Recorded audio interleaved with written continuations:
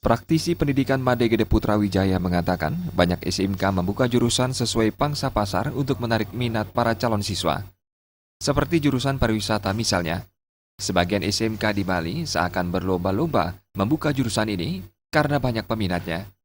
Upaya ini menurut Putra Wijaya sangat bertentangan dengan tujuan pendirian SMK yang seharusnya memberikan porsi yang sama dengan jurusan lainnya, agar masyarakat Bali tidak hanya menguasai satu bidang saja.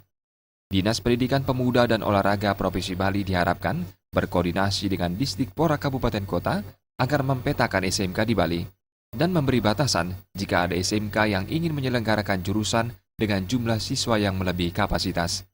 Selama ini kan ada kecenderungan anak-anak menumplak memilih satu program kalian tertentu, sementara kebutuhannya di lapangan terbatas.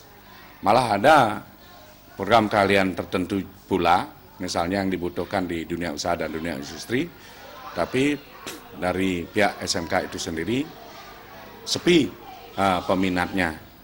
Jadi oleh karena itulah rasanya menurut hemat saya, Dinas Pendidikan Provinsi dan Kabupaten Kota di Bali perlu melakukan pendataan terhadap para lulusan SMK itu.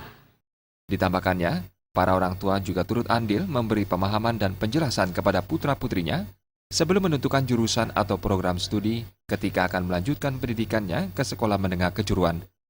Made Gede Putra Wijaya mengingatkan agar calon siswa memiliki pendirian tepat dan memilih jurusan yang tepat sesuai kemampuan yang dimiliki. Jaya Kusuma dan Saputra, Bali TV.